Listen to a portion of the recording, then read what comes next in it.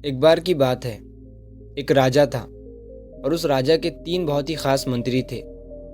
लेकिन कुछ दिनों से राजा के उन 3 मंत्रियों में से कोई मंत्री ऐसा था जो राजा के पैसों में गड़बड़ी कर रहा था और वो मंत्री अपने काम में भी आलस कर रहा था।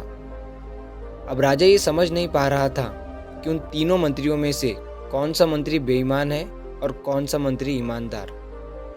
ये पता लगाने के लिए एक दिन राजा ने बिना उन तीनों मंत्रियों को बताए उन्हें एक एक बैग दे दिया और उनसे कहा कि तुम तीनों को अलग अलग घने जंगल में छोड़ दिया जाएगा।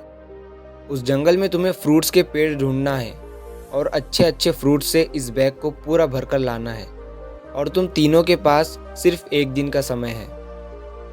तो पहला मंत्री ईमानदार और मेहनती था, तो उसने राजा के लिए बहुत सारे अलग अलग और अच्छे फ्रूट से अपने बैग को पूरा भर लिया।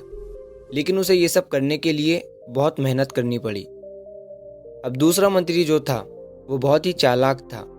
उसने सोचा राजा के पास इतना टाइम थोड़ी है कि वो ये सब चेक करे कि मैंने अच्छे फ्रूट्स लाए हैं या ख़राब। तो बिना ज़्यादा मेहनत किए उसे जैसे फ्रूट्स ज़मीन पर पड़े मिले उसने वो अपने बैग में भर लिया, बिना उनकी क्वालिटी चेक करे जो बहुत ज़्यादा ख़राब थे। अब तीसरा मंत्री जो था वो बहुत ही आलसी और बेईमान था। उसने सोचा कि राजा सिर्फ बैग का साइज़ और वेट देखेगा, ये नहीं कि उस बैग के अंदर क्या है और कितनी अच्छी और ख़राब चीज़ें हैं। तो उस तीसरे मंत्री ने बिना कुछ करे अपने बैग को सूखे पत्तों और कुछ पत्थरों से भर लिया।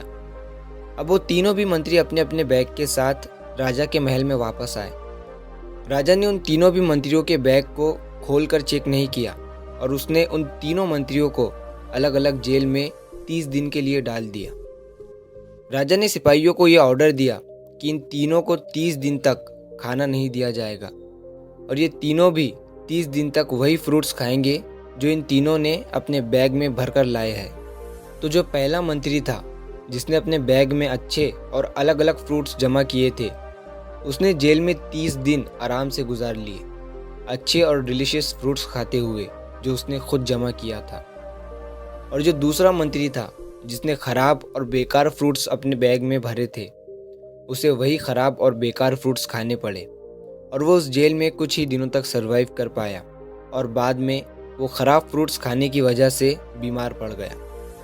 अब जो तीसरा मंत्री था जो बहुत ही आलसी और बेईमान था, जिसने अपने बैग में सिर्फ सूखे पत्ते और पत्थर भरे थे, वो मंत्री जेल के अंदर ही भूख के कारण मर गया क्योंकि उसके बैग में खाने के लिए कुछ भी नहीं था और तभी उसे अपने आलस और बेईमानी पर पछतावा हुआ।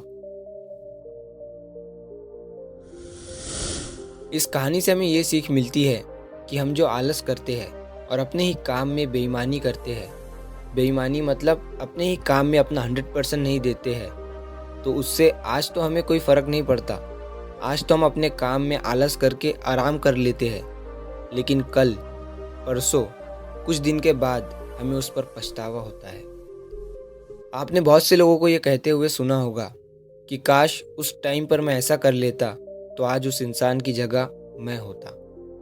लेकिन उस टाइम पर उन लोगों ने आलस को चूज़ किया था, इसीलिए वो आज जहाँ के वही है, और जिसने मेहनत को चूज़ किया था वो इंसान आगे बढ़ गया। तो अपने काम के साथ आलस और बेईमानी बिल्कुल मत करो।